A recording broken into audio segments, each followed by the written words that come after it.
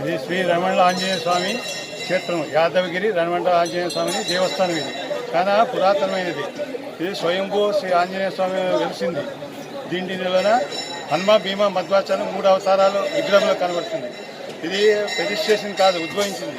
కృష్ణదేవ కాలంలో వ్యాసరాయలు, రాఘవేంద్ర స్వామి వచ్చి దీన్ని పూజ చేసుకుని వాళ్ళ కోరికలని పూజ చేసుకుని పోతున్నారు.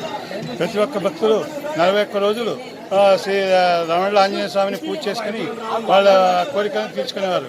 ఇప్పుడు రణమండలం అంటే అప్పుడు రాజు యాదవగిరి అని యాదవులు పరిపాలిస్తుంది కనుక యాదవగిరి క్షేత్రం అని పేరు. దీనిని రాజులు 41 రోజులు పూజ చేసుకుని యుద్ధానికి పోయినప్పుడు వాళ్ళకి జయం కనుక యాదవగిరి రణమండల ఆంజనేయ స్వామిని క్షేత్రం పేరు వచ్చింది. ఇప్పుడు ఎవరు మండల పూజ సేవ చేసుకుని వాళ్ళ సేవ చేసుకుంటే వాళ్ళ కోరికలను తీరిపోతుంది. శ్రావణ మాసంలో ప్రతి 41 రోజులు విశేషంగా పంచామృత అభిషేకము, అష్టోత్తరము, ప్రసాదము వితరణ జరుగును. కొన్ని వేల మంది భక్తాదులు వచ్చి దర్శనం చేసుకుపోతారు. ప్రతి శనివారం ప్రతిరోజు పల్లకి సేవ, రథోత్సవం జరుగుతుంది. ఆఖరి 4వ శనివారము శ్రీ రమణ ఆంజనేయ స్వామి విగ్రహము ఆదివాని పుర వీధుల్లో ఊరేగింపు రథోత్సవం జరుగుతుంది. దీనిని చాలా మంది భక్తులు కోరికలను తీర్చుకున్నాక ఈ క్షేత్రమహిమ చాలా మహిమైనది.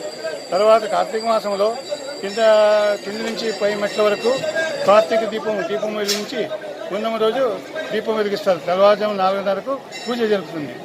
ఇప్పుడు ఎవరు వాళ్ళ కోరికలను తీరాలంటే మండల దీక్ష తీసుకుని వాళ్ళ కోరికలు తీర్చుకుంటే కోరికలన్నీ నెరవేరుతుంది.